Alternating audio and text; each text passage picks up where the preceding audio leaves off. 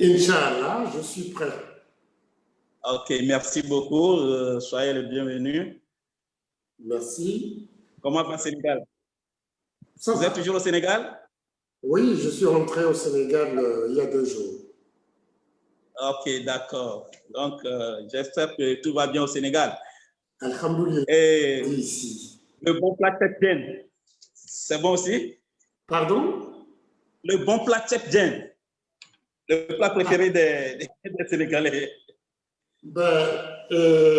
J'écrivais entre-temps que lorsque tu aimes Petit Paris, il faut te préparer à manger du riz. Mais lorsque tu n'aimes pas le riz, tu ne feras que pleurer. Ah oui, il paraît qu'au Sénégal, c'est l'aliment de base au Sénégal, le riz. Et je crois qu'en dehors du baobab que nous voyons sur les images, le plat qu'il s'apprête à défendre devant l'UNESCO, c'est le tchéboudienne, c'est-à-dire le riz au poisson. Oui, merci pour les informations. Donc, docteur Jean-Paul Abega, nous allons humblement vous demander de nous développer le terme du jour qui est la chirurgie empêche-t-elle les compléments alimentaires AIM? Non, mais soyez de grands leaders et guérisseurs. Donc, vous avez la parole, docteur Jean-Paul Abega. Merci au leader Fabrice. Et bonjour à tous les leaders, bonjour tout le monde, bonjour la salle. Et Dieu a permis encore qu'on soit ensemble ce début d'après-midi pour échanger sur la faisabilité ou la possibilité d'utiliser les compléments AIM au cours ou bien dans les suites d'une chirurgie. Alors, comme j'aime échanger avec la salle, je demanderai aux gens à me dire exactement ce que c'est qu'une chirurgie. Alors, la salle, on nous pose une question. Qu'est-ce que la chirurgie? Qu'est-ce que la chirurgie?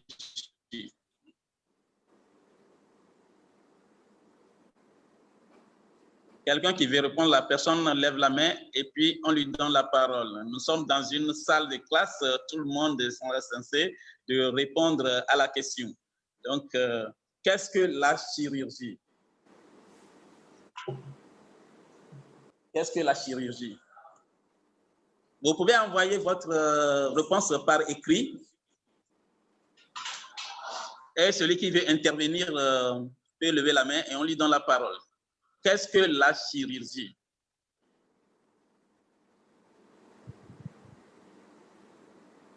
Qu'est-ce que la chirurgie?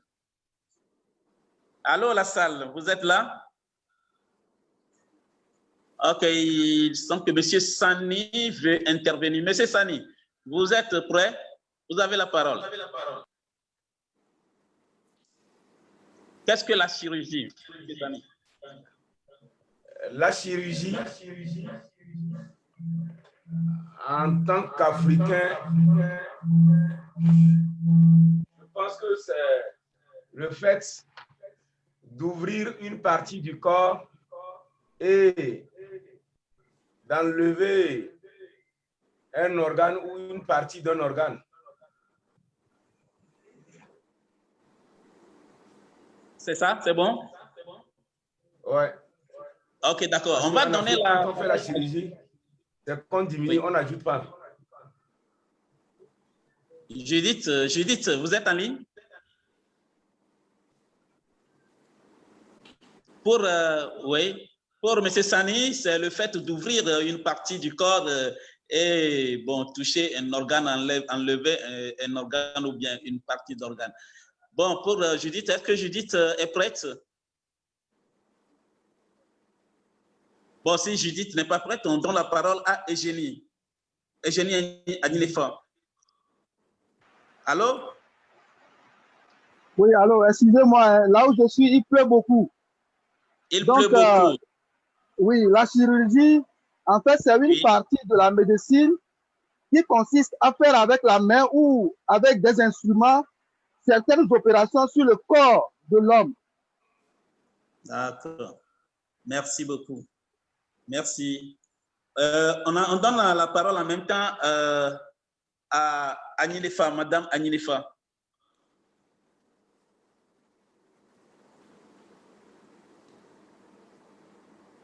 Agnilefa. Agnilefa. Bon, s'il n'est pas prêt, bon, il semble qu'il y a certaines réponses qui sont là. On va les lire rapidement. La chirurgie, c'est la réparation du corps humain par intervention manuelle ou instrumentale. C'est de Cécile Agbenou. Et il y a Sophie Hello aussi qui dit la chirurgie est une opération manuelle ou instrumentale réalisée sur une partie du corps en vue de traiter une maladie. Dabiré Yepab du côté du Togo, lui, il dit une partie de la thérapeutique qui consiste à faire une opération interne ou externe. J'espère que notre docteur Jean-Paul, vous avez entendu toutes ces réponses? Oui, j'ai vu l'ingéniosité et puis la culture de nos leaders.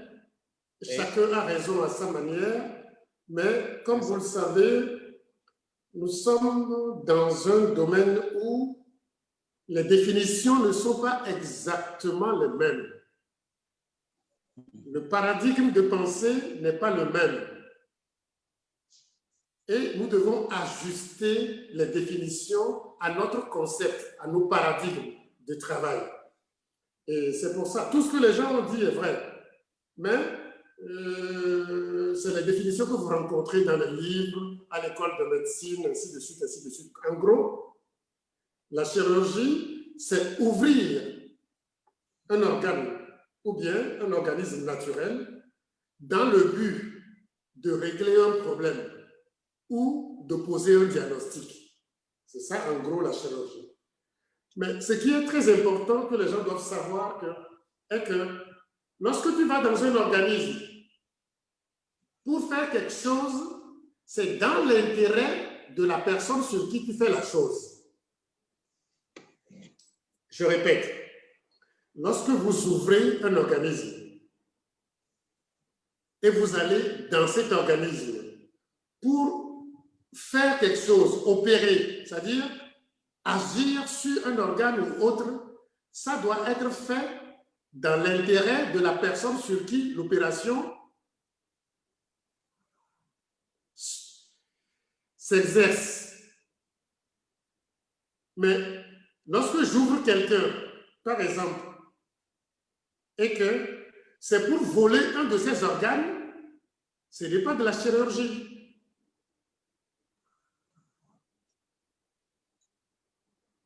Je ne sais pas si vous voyez la noblesse de l'art chirurgical. Lorsque je vais dans l'organisme de quelqu'un, pour lui voler, je dis bien voler, un de ses organes, ce n'est pas de la chirurgie, c'est de la charcuterie. Lorsque je vais dans un organisme et ce que je veux faire n'est pas dans l'intérêt de la personne sur qui j'exerce cet art, ce n'est pas de la chirurgie, c'est de la charcuterie. La charcuterie. C'est la charcuterie. C'est comme font les charcutiers, voilà, dans nos abattoirs. De l'autre côté,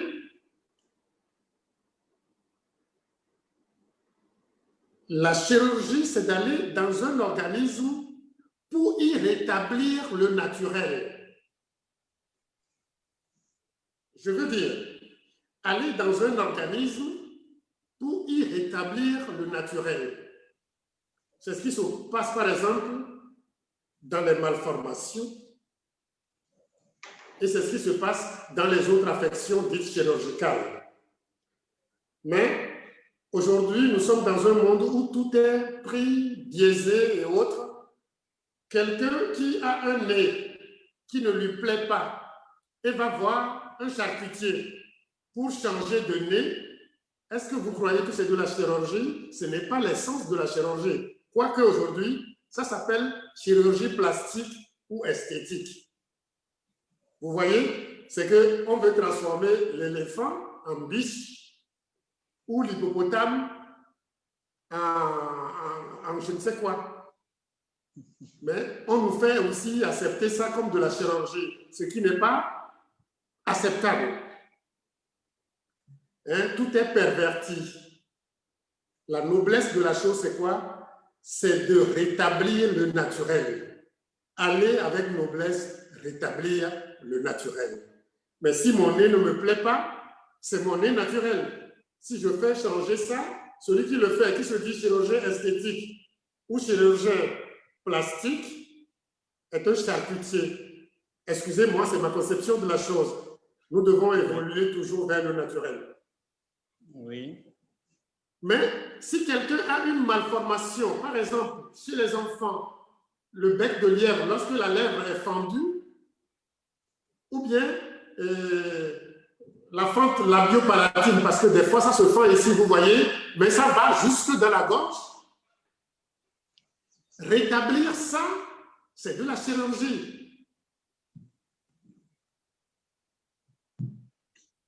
C'est de la chirurgie parce que sur cette plateforme ici, nous savons que la vie d'un animal ou d'un être humain est égale mathématiquement à la circulation sanguine. Et ça, plus personne sur cette plateforme ne l'oublie.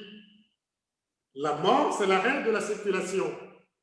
Et on s'est dit ici que nos organes aussi sont nos hologrammes. Et nos organes sont en bonne vie lorsque le sang circule parfaitement dedans. Et lorsque le sang ne circule plus, ils ont des problèmes. Et ils peuvent même pourrir. Toute cette inflammation, ces problèmes peuvent s'appeler avec tous les noms de chirurgie dont je ne vais pas vous fatiguer ici. Ce que vous devez savoir, c'est qu'un être humain ou un animal et ses organes ne vivent que lorsque le sang circule parfaitement dedans. Mais ils meurent lorsque le sang s'arrête de circuler. Ils tombent malades comme nous-mêmes lorsque la circulation diminue petit à petit vers l'arrêt. Si nous avons compris ça, il arrive des maladies dans lesquelles la circulation est bloquée par quelque chose, au point où l'organe qui doit en bénéficier souffre ou bien commence par pourrir. Il peut arriver même qu'au lieu que ce soit un blocage, c'est une déchirure, c'est une fracture de l'organe. C'est-à-dire, le sang, au lieu d'aller vers l'organe, se déverse ailleurs, soit dehors, soit dans notre corps. Et on appelle ça une hémorragie. Donc, si vous comprenez très bien la chose... Allô? S'il vous plaît. Aidez-nous à couper les sons. La cabine. Aidez-nous à couper les sons, oui. Je le reprends, je reprends cette partie parce que c'est très important. Notre vie, ou la vie animale, est égale à la circulation sanguine. Notre mort, c'est l'arrêt de la circulation. Et j'insiste là-dessus, les organes qui sont en nous sont comme nous-mêmes aussi. Ils sont en bonne santé lorsque le sang circule dedans correctement et meurent lorsque le sang s'arrête de circuler dans ces organes-là. Nous avons vu sur cette plateforme que la diminution petit à petit de la circulation et de son oxygénation fait qu'on souffre de maladies qu'on appelle des maladies chroniques ou dégénératives, qui sont que le résultat de la diminution de l'oxygène en eux et de la circulation. Et tout ça est accompagné par un certain nombre de maladies plein, que nous connaissons. Mais il peut arriver que la diminution de la circulation soit l'objet soit d'une déchirure ou d'une rupture ou d'un bloc. Dans ces cas-là, la chirurgie intervient. C'est pour ça, si vous vous rappelez, je vous ai dit sur cette plateforme que la chirurgie, le bon chirurgien, celui qui sait laisser ceux qui apprennent des diagnostics et qui apprennent des protocoles et des lignes d'incision pour aller faire ce qu'on leur a appris. Sinon, la vraie chirurgie, c'est quoi? C'est rétablir la circulation sanguine ou, à défaut, amputer. C'est ça, c'est les deux choses que font la chirurgie, en bon sens. Puisque notre vie, c'est la circulation sanguine. S'il est impossible de la rétablir dans un organe ou dans un organisme, quel que soit le type de chirurgie, l'organe va mourir. Et pour éviter que ça ne contamine les autres organes, le meilleur choix serait de l'amputer. C'est pour ça, par exemple, dans les pieds gangrénés, les pieds pourris, prêtés à tort souvent aux pieds dits diabétiques ou autres, la solution qu'on propose souvent, c'est d'amputer le membre parce qu'on suppose que la circulation n'est plus possible. Mais c'est la même chose qu'on fait dans notre corps aussi. Un bon chirurgien ne fait que deux choses. Rétablir la circulation en enlevant les obstacles, ou bien lorsqu'il y a rupture, de ressouder les parties en rupture, de faire une suture des parties en rupture pour rétablir la circulation, ou bien,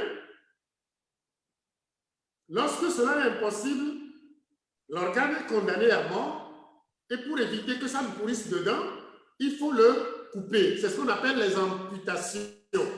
Ça se passe souvent, par exemple, vous voyez, quand vous avez des drépanocytaires dans nos pays avec des anémies à répétition, avec une grosse rate, qu'est-ce qu'on fait? Finalement, dans le temps, on décide d'aller ouvrir et on supprime la rate. Comme si Dieu, qui l'avait créé, l'avait créé pour rien du tout. Et c'est ce qu'on fait. C'est ce qu'on fait avec les pieds aussi lorsque les pieds viennent à pourrir.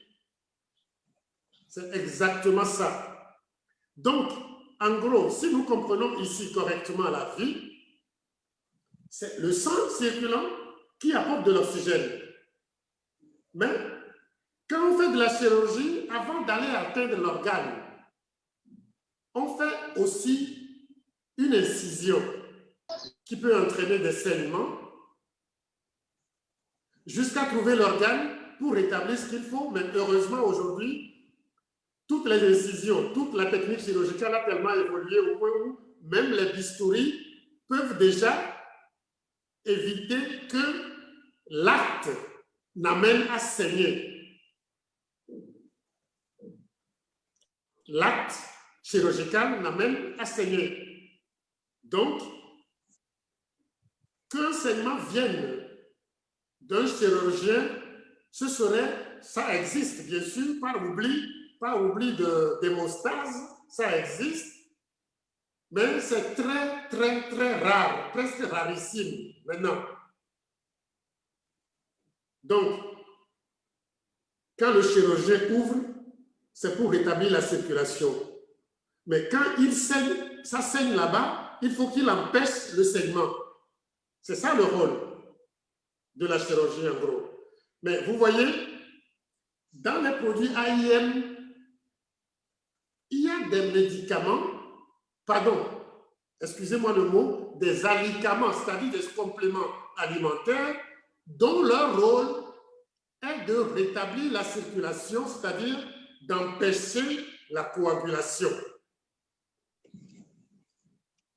Lorsque vous avez une fracture, par exemple, et que vous êtes opéré, faut-il prendre des compléments qui empêchent le sang de coaguler, tout le monde va dire d'emblée non.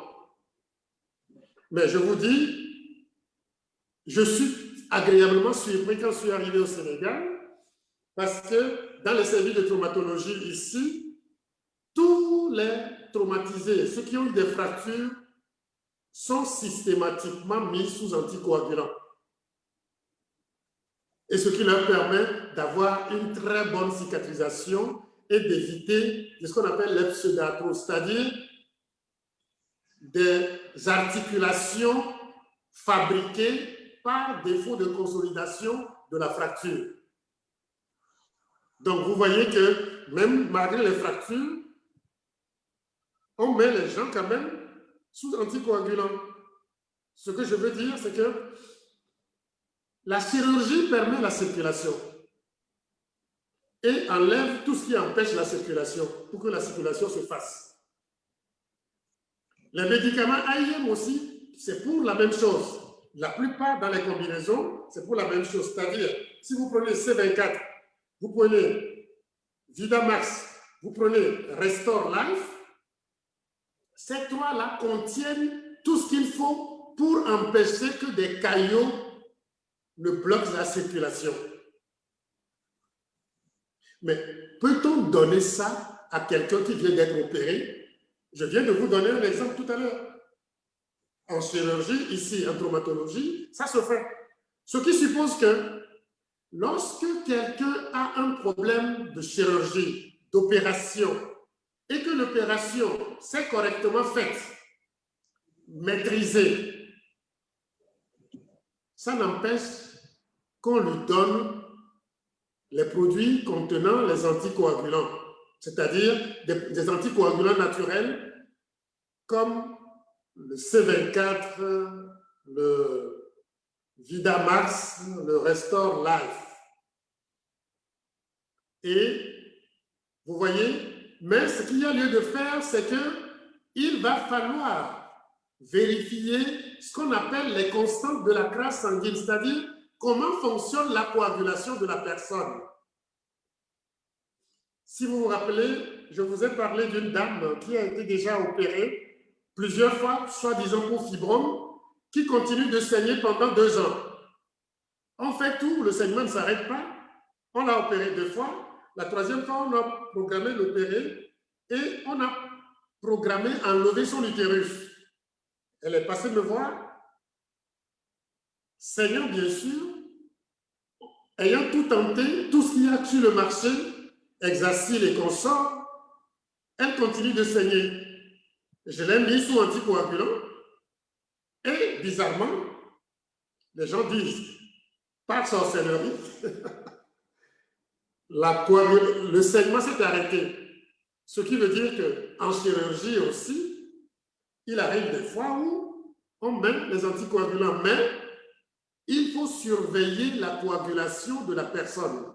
C'est pour ça que je dis, est-ce que la chirurgie pouvait empêcher l'usage des compléments AIM? Non. Quelle que soit l'intervention, non. Si l'intervention est bien faite, bien maîtrisée, on ne peut pas, prudence, attendre qu'on enlève les fils de suture cutanés, c'est-à-dire 8-10 jours, et mettre les produits AIM. Comme on peut ne pas attendre si le chirurgien est assez efficace et a fait son intervention correctement. Bien sûr, je le répète, en vérifiant l'INR, c'est-à-dire les facteurs de la coagulation du patient. Bref, ce que fait la chirurgie, c'est ce que fait les produits AIM, c'est-à-dire rétablir la circulation. C'est pour ça d'ailleurs que vous verrez que les pieds diabétiques qu'on voulait amputer, lorsqu'on met sous des produits AIM, ces pieds sont sauvés, ne sont pas amputés. Si d'aventure on devait enlever quelques orteils, c'est les anticoagulants qui permettront que la plaie et ces ulcères de jambes se cicatrisent. Donc, vous voyez que c'est vrai, on dit aux gens, une femme enceinte, il ne faut pas lui donner les produits contenant le resveratrol, les polyphénols de longévité, mais vous comprenez que sans les polyphénols de longévité, sans le resveratrol, les cicatrisations, les restaurations ne se feront pas correctement. Les plaies ulcérées et autres, même après une chirurgie qui ne cicatrise pas, seuls les anticoagulants permettent la cicatrisation de ces plaies.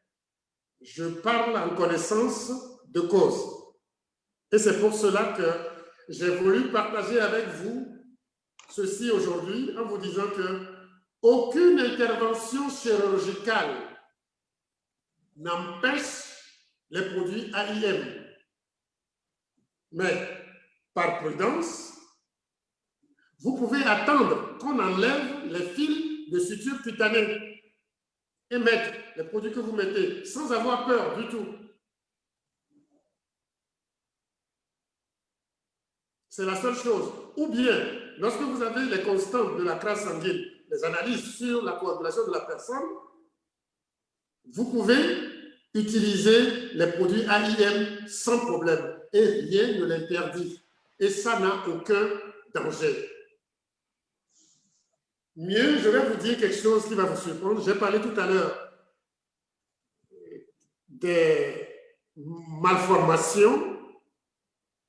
Tous ceux qui ont appris ou bien ont entendu comment de l'œuf l'individu se forme, je leur apprends ceci aujourd'hui, qu'il y a malformation que lorsque le sang se coagule et que les vaisseaux ne se développent pas. Si vous voyez quelqu'un de malformé, c'est qu'au cours de la grossesse, il y a eu un caillot, il y a eu un tuyau sanguin, un vaisseau sanguin qui ne s'est pas correctement formé. Et c'est souvent les caillots. Ça fait partie des urgences obstétricales, mais c'est les caillots qui entraînent le fait que tel ou tel organe ne soit pas formé. Parce qu'entre-temps, l'organe voulant se former, le vaisseau s'initialisant, il y a un caillot qui a bloqué la suite. Mais ça, ce que je vous dis, c'est des œuvres de recherche qui m'ont permis de savoir qu'il n'y a pas de malformation sans caillot. Et toutes les urgences, je dis bien, toutes les urgences obstétricales, c'est-à-dire chez une femme enceinte, sont liées toujours à la circulation sanguine et toujours à l'acidose. Toujours. Comme je le dirais, toutes les urgences partout où on peut les rencontrer, c'est toujours lié à la circulation et à l'acidose. Toujours. En chirurgie, c'est pareil. Et le rôle de la chirurgie, c'est rétablir la circulation et donc, à défaut, couper, c'est-à-dire amputer l'organe qui n'a plus l'afflux de sang nécessaire. Donc, vu sous cet angle, sachant que la vie n'est que circulation sanguine, les produits AIM ne peuvent pas aller contre cette vie-là. Seulement, une petite prudence, contrôler la crasse sanguine et puis laisser aller ou bien attendre 8-10 jours. Lorsqu'on aurait enlevé les fils de suture, c'est-à-dire les fils cutanés, et mettre les produits AIM. Ça aide plutôt à une guérison rapide, à une cicatrisation rapide de la plaie. Mieux, nous avons de la chance sur cette plateforme. Je vous ai parlé des bienfaits de la vitamine C globalement. Et nous avons espoir que la meilleure vitamine C, c'est-à-dire le C suprême, qui agit aussi comme un anticoagulant en empêchant que le sang trop fluide ne passe à travers la paroi des vaisseaux sanguins. Si vous l'avez, on opère quelqu'un, vous le mettez sous ces suprêmes et vous mettez les autres produits, la cicatrisation ne peut qu'aller plus rapidement. Donc, vous voyez, bravo. Nous avons la chance d'être dans un réseau où les gens savent ce que c'est que la vie et savent ce qu'il faut faire pour la sauver. Mais il y a des situations pour lesquelles la chirurgie est incontournable. Je sais de quoi je vous parle, mais en même temps, si vous pouvez combiner les autres produits avec la C suprême, le Vidamax, Restore Life, C24, aucun n'interdit, aucun, même dans les AVC, même dans les arrêts cardiaques, aucun. Seulement, nos produits étant des produits par voie orale, quand la personne n'a pas conscience et ne se maîtrise pas correctement, vous ne pouvez pas lui donner à boire.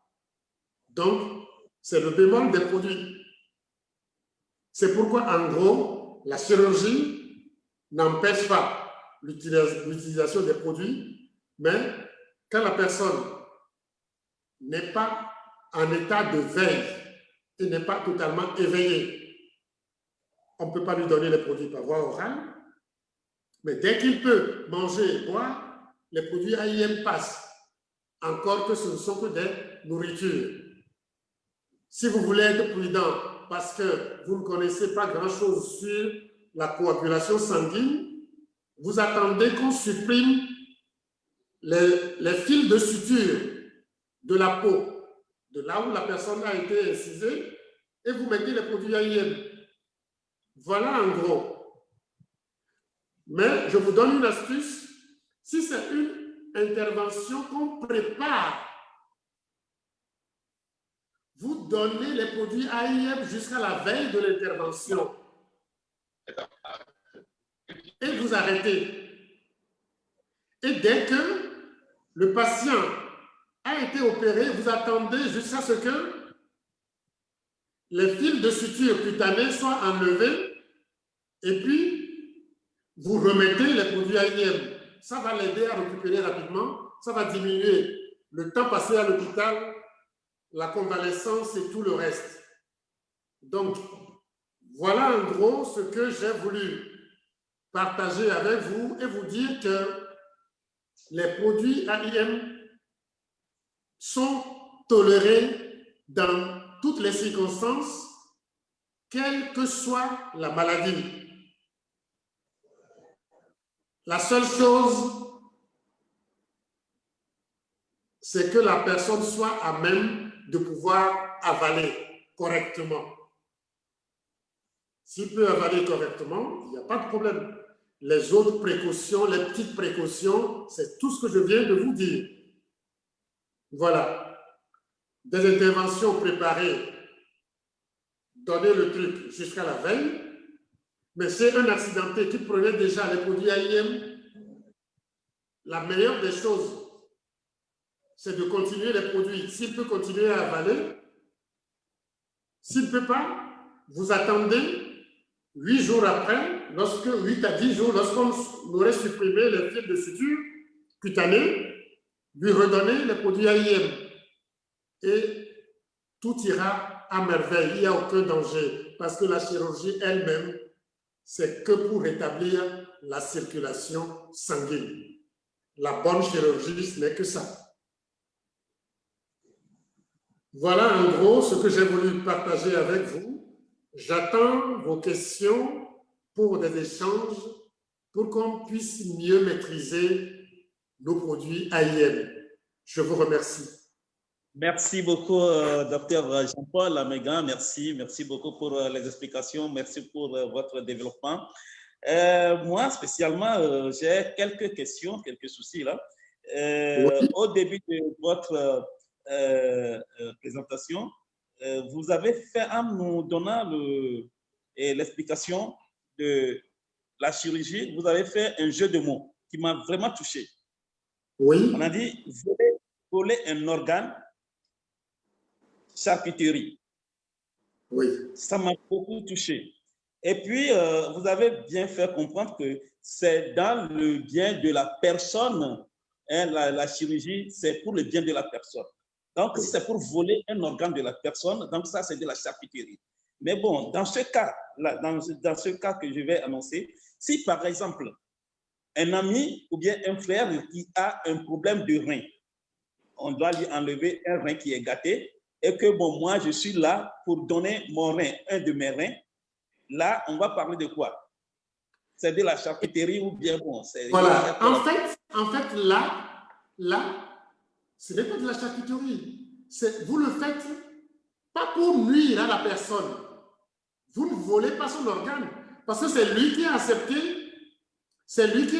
de donner son organe à l'autre pour sauver sa vie. Ce n'est pas de la charcuterie, c'est la chirurgie dans ce cas. On ne l'a pas mis sur le lit pour lui voler son organe sans son consentement. C'est lui qui a accepté. C'est ça. C'est lui qui l'a accepté. C'est pour ça que je dis, l'intervention doit se faire dans l'intérêt de l'autre. Je vous ai dit une fois en parlant de l'amour de principe que primum non nocere, c'est-à-dire tout ce que vous devez faire à autrui ou vers autrui doit être le témoin de l'amour. C'est-à-dire avant tout, ne pas nuire à lui. Avant tout, ne pas nuire à lui. Donc, vous voyez, on n'est pas parti prendre quelqu'un chez qui on a créé un accident pour qu'on puisse lui voler un organe et donner à un autre. C'est lui-même qui a accepté. Quoique, des fois, on peut provoquer un accident quand la personne refuse. Notre monde a tout perverti. Vous avez écouté une chanson qu'on passait souvent ici, à bas la science. Si vous réécoutez cette chanson, déjà avant que moi je me naisse, cette chanson était déjà là. Et cette chanson disait qu'il suffit d'attendre des accidents pour prendre des organes et les greffer. Qu'il faut arrêter ça. Ça se passe aujourd'hui. On vole les organes. Des enfants disparaissent, des gens disparaissent plein parce qu'on vole leurs organes. Et il y a des gens qui ne font que ça, mais qui sont formés comme chirurgiens au début, mais qui sont devenus des gens comme ça. Vous ne savez pas, mais ça existe. Quand les enfants disparaissent, ça peut être ça.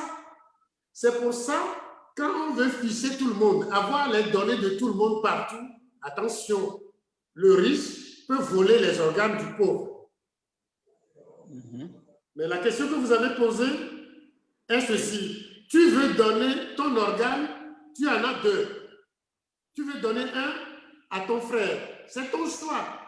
Quoique pour moi, un quanticien, deux organes ne fonctionnent pas en même temps. Ils fonctionnent de façon alternative. C'est parce que le temps entre les deux est très, très infime que vous ne remarquez pas. Nos deux yeux ne voient pas au même instant. Ils ont une alternation. Ils fonctionnent comme des alternateurs. On n'est pas là comme ça. Oui. Comme ils se relaient. Ils se relaient. Les organes se relaient. Il y a un relais. Voilà. Mais seulement le temps de latence entre les deux est tellement petit que nous ne pouvons pas remarquer. Moi, j'ai fait ce qu'on appelle le géométabolisme. J'ai étudié ça quand je faisais le quantique. Et quand tu as deux organes, les deux organes ne fonctionnent pas en même temps. C'est de façon alternative. C'est ça. Peu savent ça. Mais quand vous prenez ça sur le plan macroscopique, vous allez croire que les deux fonctionnent en même temps. Ce n'est pas ça. Okay. Mais bon, on n'est pas là pour ce débat. Tu as deux, tu peux vivre avec un, tu donnes un à l'autre. Ce n'est pas un problème.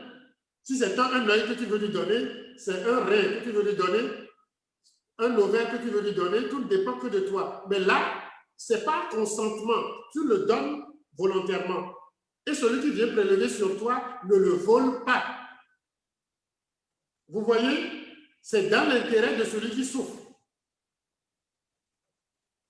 Voilà. Ok, merci beaucoup, docteur. C'est toujours la chirurgie. OK. Bon, merci beaucoup, docteur. Il y a quelques questions qui sont sur l'écran. Oui. Il y a Monsieur Tevi qui pose cette question. Donc, s'il vous plaît, docteur, une femme enceinte peut prendre Vidamax et à partir de quel mois de grossesse? Voilà. Regardez par exemple, une femme enceinte, quand il a posé la question sur une femme enceinte globalement comme ça, je dirais ceci. Une femme enceinte peut prendre ça. Lorsque vous voyez déjà la femme enceinte qui a des varices, qui souffre d'hémorroïdes, entre autres, il faut savoir que dans ce que vous ne voyez pas, il y a des caillots. Donc, une femme enceinte peut prendre ça. Autre chose, vous voyez les drépanocytaires, leur grossesse est un chemin de croix. Et beaucoup, vers la fin, ils laissent leur vie. C'est-à-dire au moment du travail. Le Vidamax, ou bien le Restore Life, ou bien simplement le C24 serait bien approprié à ces personnes-là.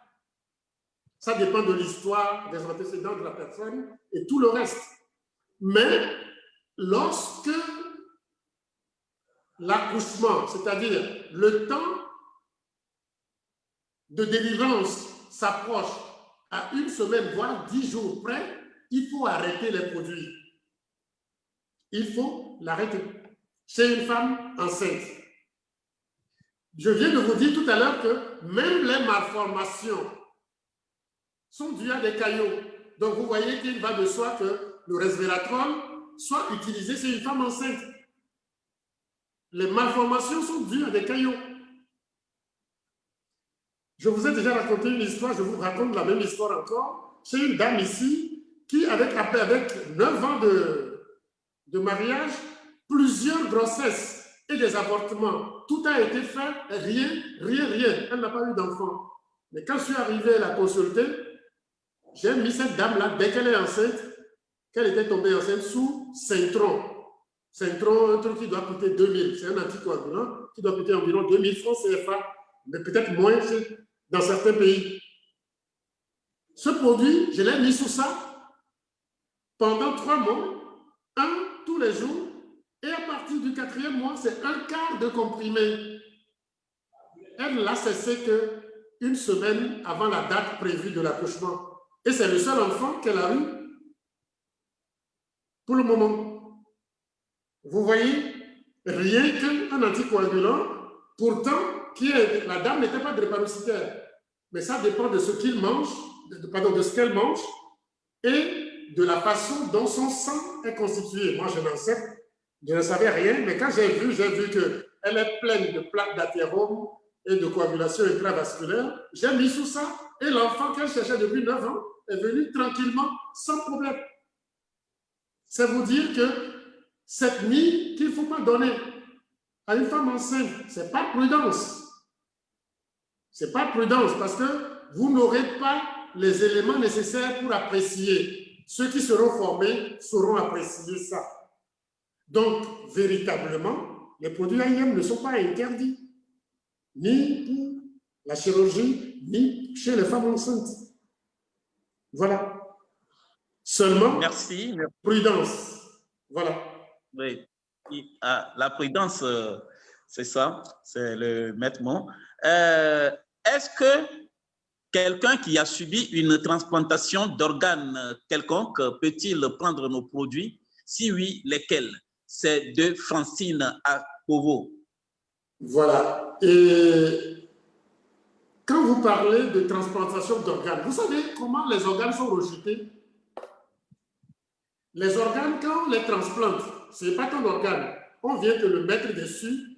Vous devez prendre des produits tout le temps pour que l'organe ne soit pas rejeté. C'est-à-dire que la circulation entre ton corps et l'organe qu'on a placé ne s'arrête.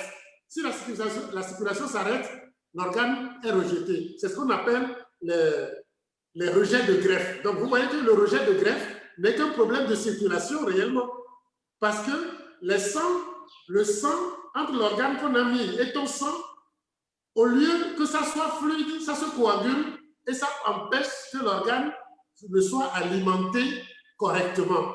Donc, vous voyez que les transplantations ne peuvent pas interdire les produits AIM. C'est des produits choisis pour la vie.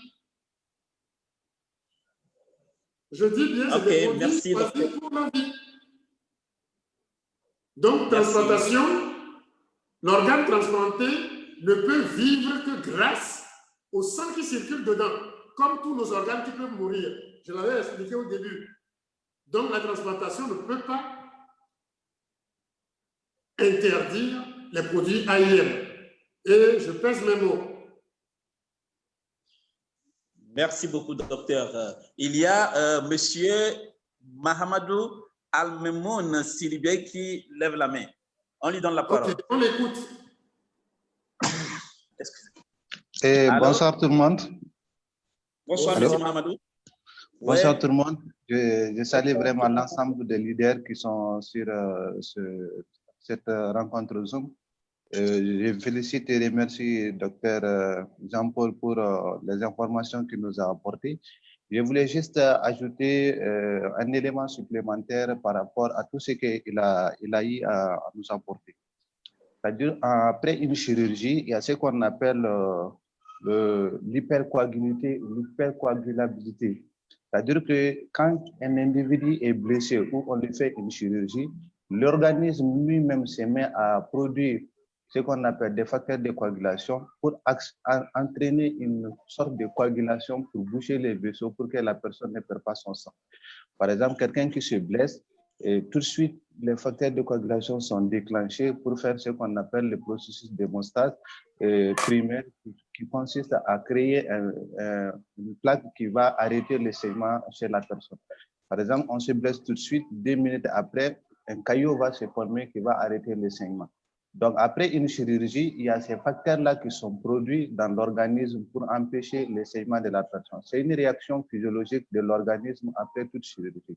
Ce qui expose l'individu après la chirurgie à comment on appelle, aux maladies thromboemboliques en post-chirurgie. C'est-à-dire qu'il y a des caillots qui vont se former dans l'organisme. Vu qu'après la chirurgie aussi, la personne ne va pas être dans les activités comme avant, donc il ne serait pas très actif, donc le sang ne circule pas correctement.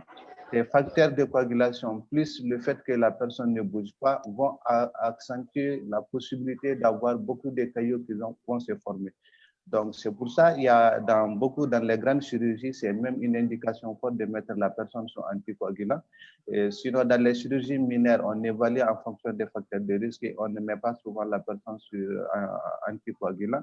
Ces éléments pour dire que quand quelqu'un finit la chirurgie, normalement, ces éléments-là, on évalue à partir de 12 heures à 24 heures qu'on commence à mettre l'anticoagulant. C'est-à-dire à partir de 12 heures à 24 heures, on peut utiliser les produits AIM pour permettre à la personne de lutter contre ces problèmes d'hypercoagulabilité qui est dans l'organisme. Ce qui va aider, comme le docteur Aïe a ajouté, à permettre à la personne de sortir vite de l'hôpital et d'éviter d'avoir des maladies liées à ces thromboses-là et aussi, comme on appelle, à avoir une cicatrisation rapide. C'est ce que je voulais ajouter à tout ce qu'il a eu à dire. Je vous remercie beaucoup. Merci. Merci beaucoup. Merci, docteur Sidibé. Merci, docteur Sidibé. Vous voyez, étant donné que nous sommes dans une plateforme où tout le monde n'est pas médecin, tout le monde n'a pas fait le truc de santé et autres, c'est pour ça que j'évite au maximum d'aller dans les détails, permettre aux gens d'avoir la notion essentielle, ce qu'ils doivent comprendre, juste sans qu'il n'ait besoin d'aller dans les détails. Sinon, tout ce que vous avez ajouté, je vous remercie, chers confrères, c'est la réalité de ça. Mais à quoi sert d'entrer dans les détails si on peut régler les problèmes? C'est pour ça que j'évite d'être trop médical. C'est tout. Sinon, tout ce que vous aviez dit, c'est exactement ce qui se passe. C'est exactement. Donc, vous voyez que actuellement, les gens comprennent de mieux en mieux pourquoi il faut mettre les gens sous anticoagulants. Et ici, on a les meilleurs produits naturels qui empêchent que le sang se coagule. D'ailleurs, quand vous parlez de la consommation des facteurs de coagulation, la dame dont j'ai parlé tantôt, qui a fait presque 2 ans, ceux qui ont voulu supprimer l'utérus, qui saignait, et ceux qui j'ai donné des anticoagulants, le saignement s'est arrêté, on m'a traité de sorcier. En fait, la dame souffrait d'une maladie qu'on appelle la maladie de la consommation des facteurs de coagulation. C'est-à-dire, tout ce qu'il avait pour coaguler le sang, il a déjà consommé. Pour que vous compreniez à peu près, c'est quoi? Vous avez un commissariat dans un quartier et vous avez 10 messieurs, 10 policiers. Dans le quartier, il y a 10 problèmes et les policiers sont tous partis. Si vous avez un 11e, 12e, 13e problème, il n'y a personne pour le régler. C'est normal. Pour le régler, il faut que les policiers, les 10 là, certains des 10, reviennent au commissariat pour que vous les envoyiez. Dans ce cadre-là, les anticoagulants jouent ce rôle. Les anticoagulants permettent à ce que la coagulation naturelle reprenne le terrain. Les policiers, là, reviennent pour s'occuper des cas urgents. Voilà en gros. Donc, la maladie de la consommation des facteurs de coagulation est exactement ce dont la dame souffrait et que les gens ne savaient pas. C'est pour ça que j'ai mis les anticoagulants. Tout ça, ça a permis à son organisme de redévelopper tout le système naturel et de s'occuper des urgences. Voilà comment j'ai sauvé cette dame. Je vous remercie, Dr Sidibé. Merci. Merci à tous. Merci. Merci beaucoup à nos 2 docteurs. Avant de... Allô? Oui. Bon, oui, ben, on va donner, je vais voir, c'est de Fambo. Il y a M. Fambo qui a posé cette question. Bonjour, est-ce que l'utilisation du Restore Life est bon pour un enfant? Et voilà. Normalement, le Restore Life, avec ce que cela contient, c'est-à-dire le resveratrol et puis les produits, les polyphénols de longévité, un enfant en développement normal n'en a pas besoin. Mais, quand l'enfant a des problèmes de croissance, c'est-à-dire les retards de croissance, qu'on peut rencontrer chez certains enfants, drépanocytaires, quoique ce n'est pas seulement chez les enfants drépanocytaires qu'on rencontre les retards de croissance, le resveratrol, c'est-à-dire le Restore Life devient une nécessité. Ce n'est pas bon pour tous les enfants, c'est clair. Mais un enfant qui est en retard de croissance, là, le Restore Life devient une nécessité. Mais pour le moment, on ne peut pas développer ça globalement parce que tous ceux qui sont dans la salle, je ne suis pas sûr qu'ils ont les éléments et la lucidité nécessaires pour pouvoir gérer des cas comme ça. Mais ce n'est pas interdit. Voilà. OK. Merci, docteur. Merci. Il y a quelqu'un qui nous suit en direct sur Facebook. Oui. Il pose cette question. Monsieur ou bien Madame Vanille Anne-Robert.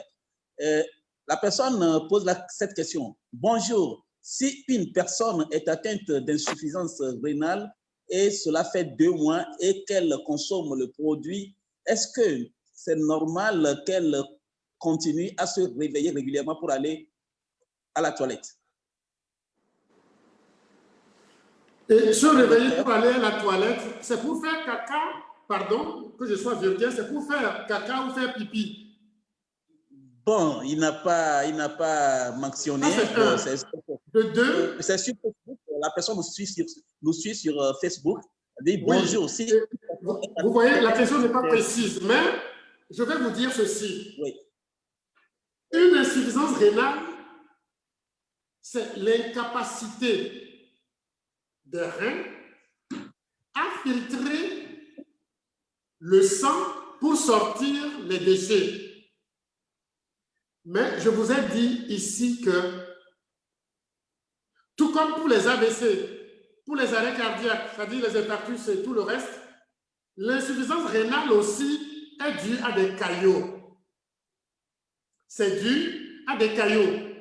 Pour vous montrer la facilité du diagnostic, c'est quoi? Lorsque quelqu'un saigne beaucoup, le rein s'arrête de fonctionner pour préserver l'homéostasie, c'est-à-dire pour préserver la volémie qu'on a en nous. On appelle ça une insuffisance rénale fonctionnelle. C'est-à-dire que le sang manquant, le rein s'arrête de le filtrer.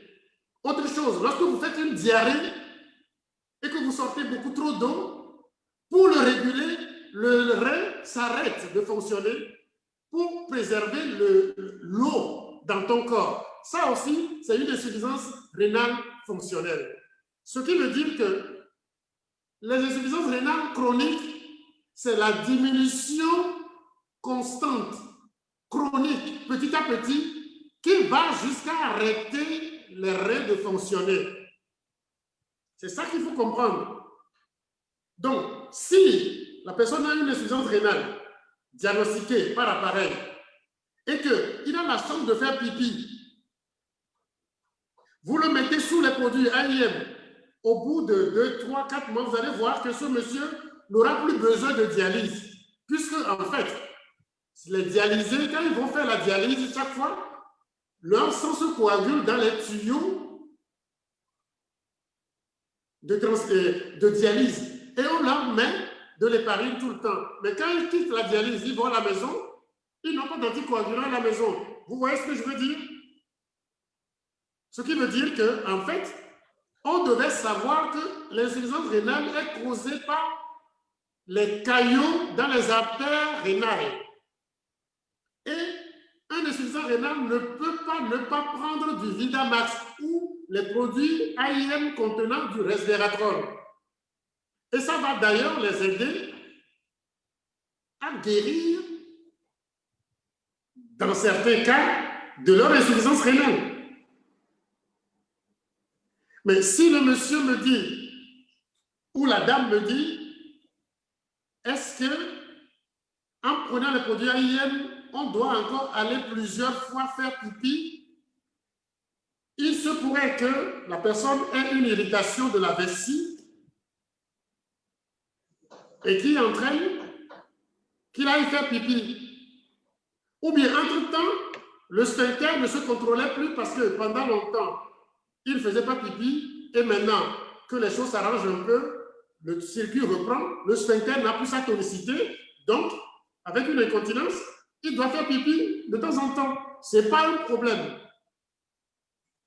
Ce n'est pas un problème. Oui, oui. La personne est précise maintenant. La parole de pipi. Oui, oui. Bon, vous voyez, ce n'est pas un problème. D'ailleurs, quelqu'un qui fait une insuffisance rénale, qui a la chance de faire pipi régulièrement, doit être content parce que son rein reprend vie, fonctionne. Le rein reprend vie et fonctionne. C'est ça qui fait que des urines passent encore à travers le rein, dans l'urètre, dans l'urétère, et puis ressortent. Là, il n'y a pas de problème. OK. Il y a un autre qui nous suit toujours, c'est une dame, Esther Konou, qui nous suit toujours sur Facebook. Elle pose cette question. S'il vous plaît, que prendre pour éviter de se faire enlever les polypes utériens?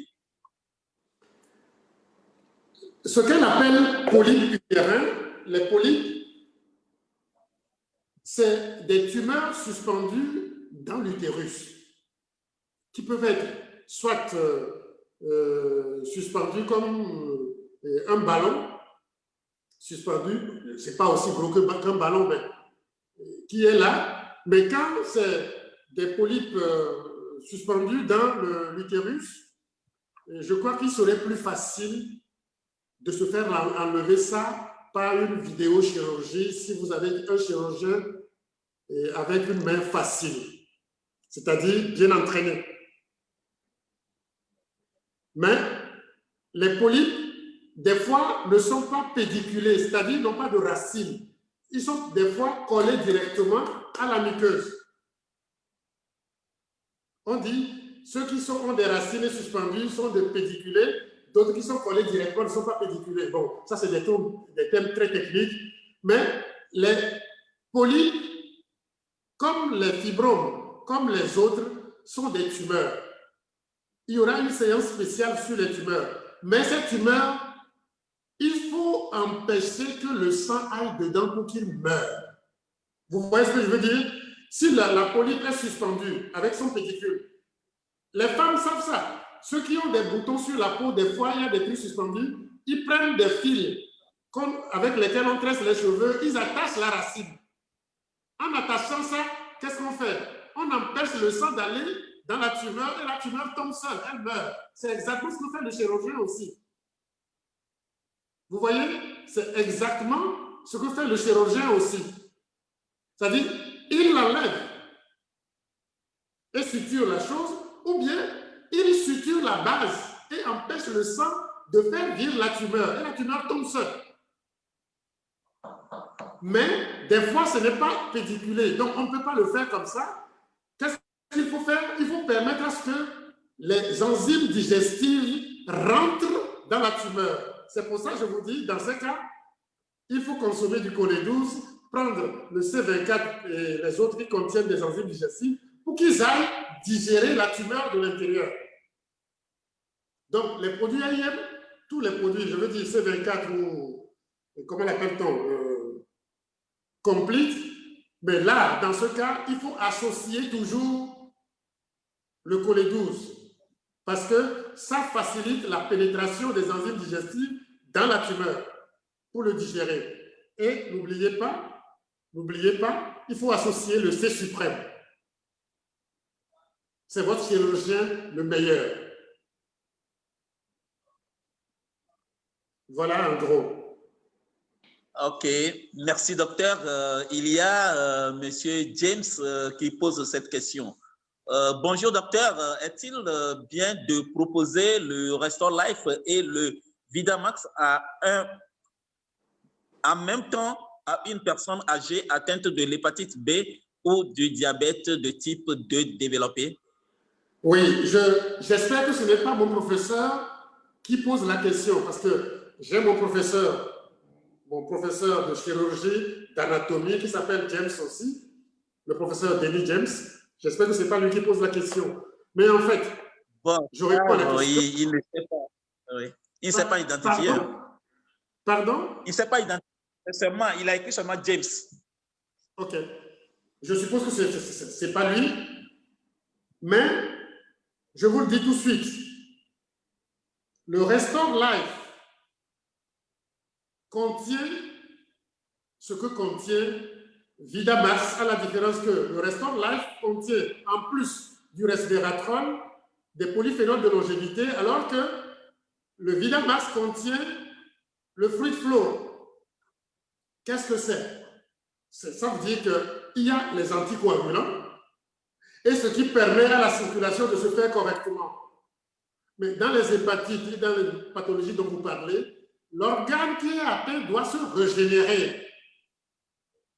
Se régénérer, c'est le Restore Life qui le permet. Donc la combinaison ne fait aucun problème. Mais comme je vous le dis, dans les hépatites, c'est parce qu'il y a acidose. Il y a acidose, donc manque d'oxygène. Il faut rétablir l'oxygène. Rétablir l'oxygène, ça veut dire mettre beaucoup d'alcalinisants, d'antioxydants et autres. Vous devez les ajouter. C'est-à-dire le C24, le Complete ou le Complete, selon le cas. Vous devez ajouter ça au Restore Life et au Vidamax. Et vous donnez un rendez-vous dans les 4 mois. Mais si vous pouvez en plus avoir le C suprême, bravo à vous. Voilà.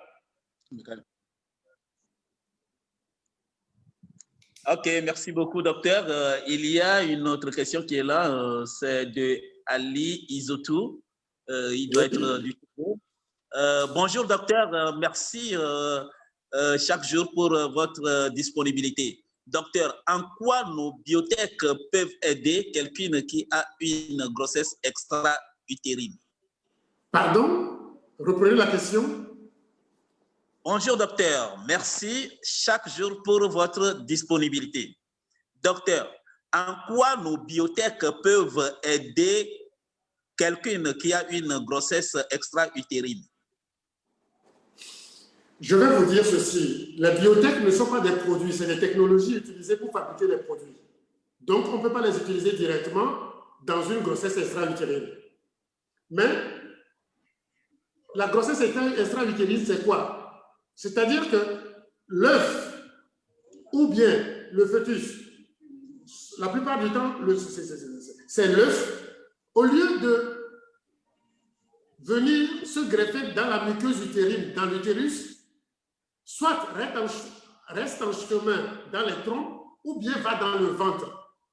Ça, je le répète, je le dis, c'est chirurgical. N'osez pas. Les produits AIM ouvrent les trompes et autres bouchées après. Et les trompes bouchées, la plupart du temps, sont les causes des grossesses extra-utérines. C'est-à-dire que lorsque le spermatozoïde peut passer et que l'œuf n'a pas de place pour revenir dans l'utérus, c'est ce qu'on appelle les grossesses extra-utérines. Ça peut être sur les trompes ou bien au niveau du pavillon, ainsi de suite, ou bien des fois, c'est dans le ventre carrément. C'est ce qu'on appelle les grossesses extra-utérines. Mais les grossesses extra-utérines sont chirurgicales parce que c'est des questions de vie et de mort et ça peut entraîner des saignements qui peuvent tuer la patiente. Donc, je vous en prie, grossesse extra-utérine veut dire chirurgie. Après, donner les produits AIM pour permettre de rétablir les trompes. Si, entre-temps, le côté où le truc s'est passé, le chirurgien n'a pas choisi ligaturer la trompe là. Vous avez compris ce que j'ai dit? 1. Quand on dit biotech, ce n'est pas un produit, c'est des technologies utilisées pour fabriquer les produits. Donc, la question n'est pas bien formulée. Maintenant, les produits AIM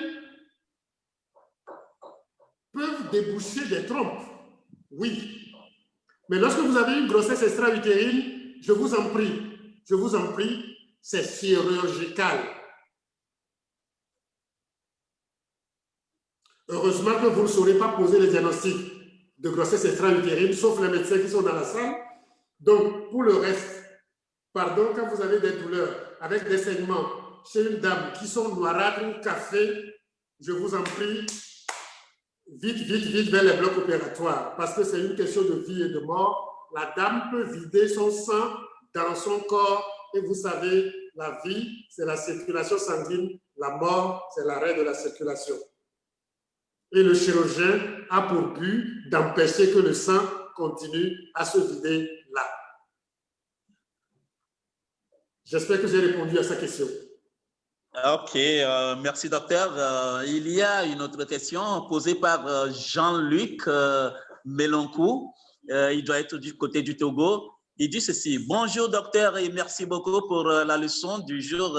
Mais s'il vous plaît, j'aimerais savoir, quelqu'un qui a le tumeur du cerveau, quel produit lui conseiller et la dose pour lui éviter à tout prix la chirurgie?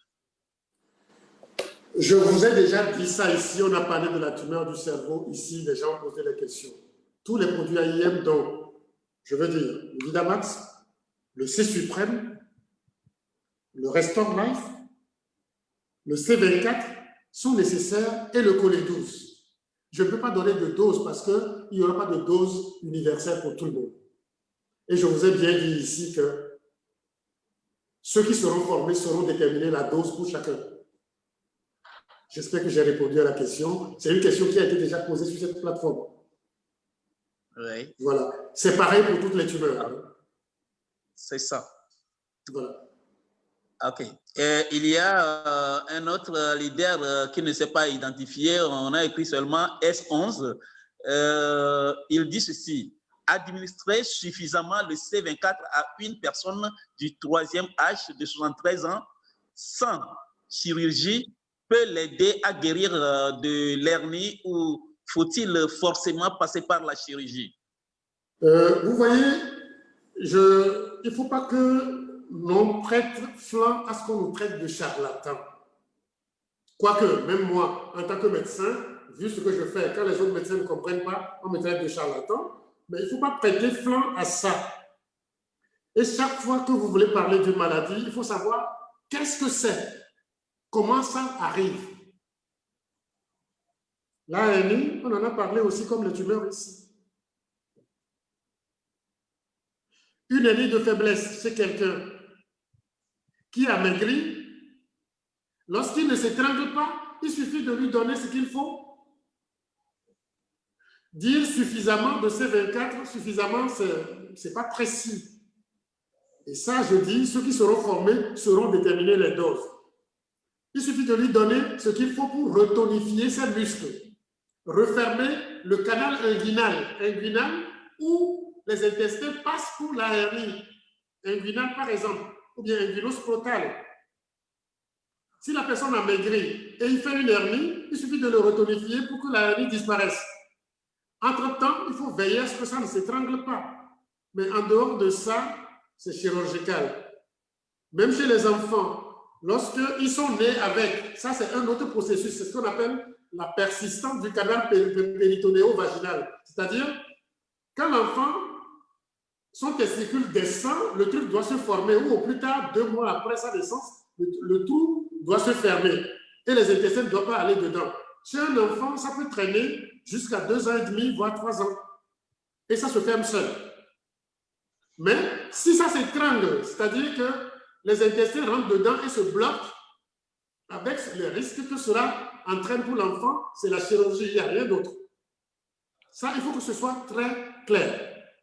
Dans certains cas particuliers, il y a des ceintures qu'on utilise et on permet à l'enfant, par exemple, de prendre des produits pour se tonifier et puis petit à petit, ça se ferme. Chez l'adulte aussi, en hernie de faiblesse, ça peut se passer. Mais si la personne a maigri beaucoup et son hernie s'étrangle, s'étrangler, ça veut dire que l'intestin tourne sur lui-même et le sang ne circule plus dans l'intestin. Quand le sang ne circule plus, l'intestin va mourir. Ce serait une péritonite, ce serait grave. Ce n'est pas la peine d'attendre, c'est chirurgical. Maintenant, il n'y a pas une dose absolue pour tout le monde. Ça dépend des cas. Mais je vous en prie, une hernie, envoyée chez un médecin qui l'évalue. Et mieux, s'il y a des risques, envoyez un bloc opératoire. Je vous en prie, ne prenez pas ces risques-là. Parce que nous sommes sur cette plateforme d'abord des vendeurs de vie. Et nous ne devons pas aller contre la vie. Ce serait vraiment prêter flanc à ce qu'on nous traite de tous les noms. Voilà. Ok, merci. Merci, docteur. Pour le moment, il n'y a plus de questions. La salle, vous êtes là, on vous attend. Hein. On vous attend. Vos questions, vos apports seront les bienvenus.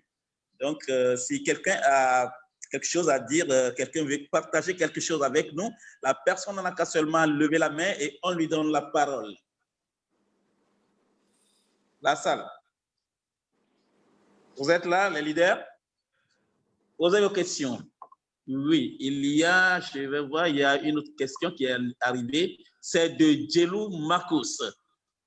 Docteur, une dame sans aucun souci de santé décide d'avoir son 4e enfant après 7 ans de stérilet. Elle a 35 ans. Quel produit pour bien se préparer, surtout avoir une fille? Là, c'est... Docteur, vous avez entendu? Oui, et vous voyez, concernant le genre, le sexe, je vais vous parler un peu de ça parce que vous n'en savez rien du tout. Ce n'est pas parce que vous voyez quelqu'un qui apparemment a le trait d'un homme qu'il est forcément un homme. Ce n'est pas parce que vous voyez quelqu'un qui a le trait d'une femme qu'il est forcément une femme. Vous avez déjà entendu parler qu'il y a des femmes qui ont des pénis et vous avez entendu parler des êtres humains qui ont les 2 sexes. Donc, avoir un homme et avoir une femme, la femme, c'est-à-dire une fille, c'est que génétiquement, son sexe génétique doit être XX, c'est-à-dire les chromosomes sexuels doivent être XX pour qu'elle soit une femme génétiquement. Même là, ça ne veut pas dire que apparemment elle sera femme forcément. Or, ce que le monsieur dit, c'est l'apparent. Il y a des aliments qui permettent d'avoir moins de testostérone pour avoir une femme. Mais je vous dis, respectez la nature. Respectez la nature. Il y a plein de trucs qu'on va vous dire. Je sais comment le sexe se forme. Je sais à combien de semaines il faut changer ci, ça, mais je vous dirai, je ne vais pas être comme le charcutier. Respectez la nature. Si un monsieur et une femme ne font que des garçons, peut-être sûrement que la femme n'est pas une femme, mais elle est femme apparemment avec un vagin. Vous voyez? Donc, ça, il faut savoir accepter ça. Et c'est comme lorsqu'un monsieur et une femme ne font que des filles. Pardon? Cabine, oui, cabine, oui. Bon, c'est bon. Vous pouvez continuer, docteur. Lorsqu'un monsieur et une femme et sa femme ne font que des filles, il faut se poser la question si l'homme est véritablement un homme, c'est-à-dire génétiquement parlant. Apparemment, il est un homme, c'est pourquoi il a pris une femme. Mais il se peut que, sur le plan génétique, il n'est pas un homme. C'est pour ça, si on doit parler du genre et des sexes, il y a 5 types de sexes que vous ne savez pas. Vous parlez du genre, c'est-à-dire de l'apparence. Et je vous dirai, pardon, respectez la nature. C'est mieux. OK. Merci, docteur. Selon ce que vous venez de dire tout de suite, moi, j'ai noté quelques questions là que je voudrais poser à la fin. Mais je profite de l'occasion en même temps pour dire ceci. J'ai mis double sexe. J'ai mis double sexe là. Quelque chose que je voudrais vous poser comme question à la fin. Je vois, bon, je n'ai jamais vu moi-même, mais j'entends parler qu'il y a des personnes qui sont nées avec deux sexes. Il y a des personnes nées avec deux sexes et c'est après un moment qu'on fasse des chirurgies pour, c'est-à-dire on décide de l'un des sexes et on fait les chirurgies pour éliminer un. Donc, est-ce que c'est possible? Laissez-moi vous expliquer comment le sexe se forme. C'est pour ça que je vous dis, vous parlez des choses dont vous n'avez pas connaissance. Lorsqu'une grossesse se fait, jusqu'à 4 semaines de grossesse, quand on fait les avortements, et les garçons et les filles ont le même sexe. On appelle ça, le nom embryologique m'échappe, mais regardez, je vous dis le nom et l'image en gros. Vous voyez ce qui donne le pénis chez l'homme, c'est ce truc, quand ça involue, ça donne le clitoris chez la femme. Vous voyez à peu près. Ce qui donne les replis génitaux, le bourrelet génital, c'est lui qui donne, ou bien le tubercule, je ne sais plus. C'est quand ça se développe, ça donne le pénis, et quand ça involue, ça donne le clitoris. Mais vous voyez, les grandes lèvres chez la femme, c'est les replis génitaux. Qu'est-ce qui se fait? Quand la femme, l'enfant veut devenir un homme, Dieu attire les grandes lèvres là et les tire.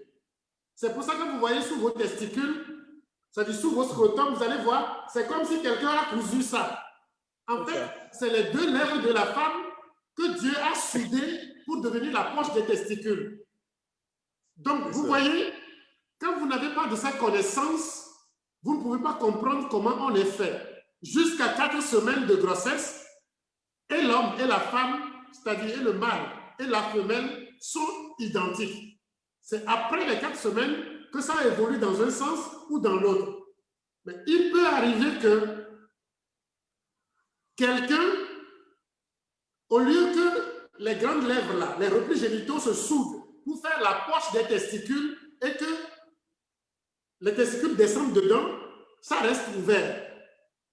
Et le bourrelet génital qui donne le pénis se développe, mais il n'y a pas au bout le tuyau.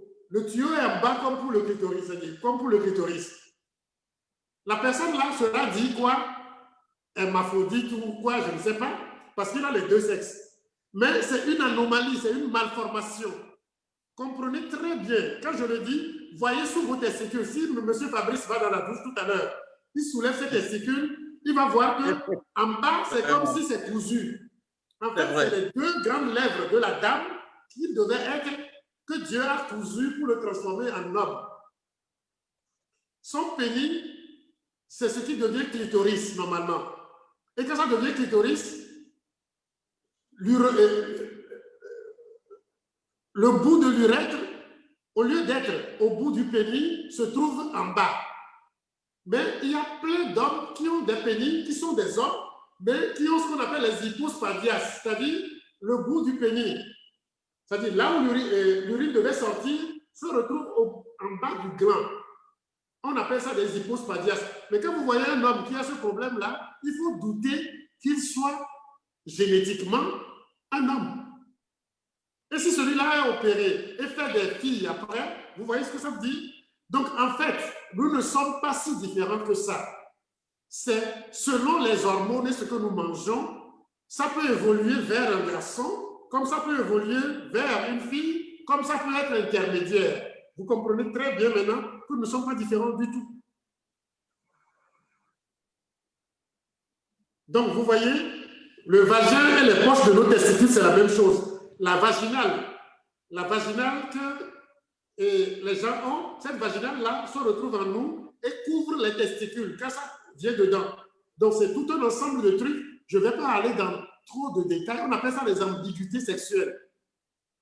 On appelle ça les ambiguïtés sexuelles. Je vais pas aller dans trop de détails parce que jamais vous ne serez confrontés à ça. Vous entendrez parler de ça. Donc, passons. Mais je vous le répète, si vous voulez éviter de ces malformations, je vous le répète, je vous le dis, vous devez mettre des anticoagulants chez les femmes qui ont l'habitude d'avoir des malformations dans leur famille. Et vous êtes à l'abri. C'est tout ce que je peux vous dire. Sinon, je connais au bout des doigts toutes ces malformations et les problèmes que cela suppose. Il y a le sexe génétique qui n'est pas le sexe apparent, phénotypique. Et il y a d'autres sexes, le sexe d'état civil, le sexe d'éducation et d'autres choses. On ne va pas en parler. Je ne vais pas faire de vous des savants ni me montrer savant, non. Mais sachez que ça existe comme ça. Voilà. Mais respectez la nature. Je vous en prie, respectez la nature. Elle est plus intelligente, elle restera plus intelligente quoi qu'on fasse. Je vous remercie. Merci beaucoup le docteur. Merci pour les explications. Il y a monsieur ou bien madame Fambo qui dit ceci, docteur. Est-ce que l'utilisation de nos produits peut aider à guérir un enfant épileptique? Si oui, lesquels? Bien. D'abord, je le dis toujours, vous sortez des gros noms qui, médicalement, ne sont que des mensonges symptomatiques, mais en même temps, qui cachent beaucoup d'autres choses. On ne peut pas les traiter comme ça. L'épilepsie, c'est un symptôme, c'est une réaction due à quelque chose qui dérange le cerveau. Et le cerveau produit des décharges pour pouvoir détruire la chose ou bien réagir comme ça. Et c'est les signes qu'on appelle épilepsie. C'est ce qui fait que quelqu'un qui a une tumeur du cerveau peut faire épilepsie. Quelqu'un qui a des parasites dans le cerveau peut faire une épilepsie. Quelqu'un qui a des caillots peut faire une épilepsie. Vous comprenez? Quelqu'un qui a souffert d'AVC, ainsi de suite, ainsi de suite. Donc, ce n'est qu'un signe. Et un signe montre que le cerveau, un signe qui montre que le cerveau souffre. Le cerveau souffre parce que le cerveau n'a pas assez d'oxygène, donc n'a pas une bonne circulation. Ou bien, il y a une tumeur qui s'installe là. Ça veut dire que pour traiter le truc, il faut le C24, il faut le VIDA, il faut le C suprême et probablement le Restore Life. Vous allez voir que dans les produits de AIM, il n'y a pas d'antibiotiques directs parce que c'est le terrain qui crée l'infection. Si tu maîtrises le terrain alcaline, bien alimenté, aucun microbe dangereux pour l'être humain ne saurait vivre là.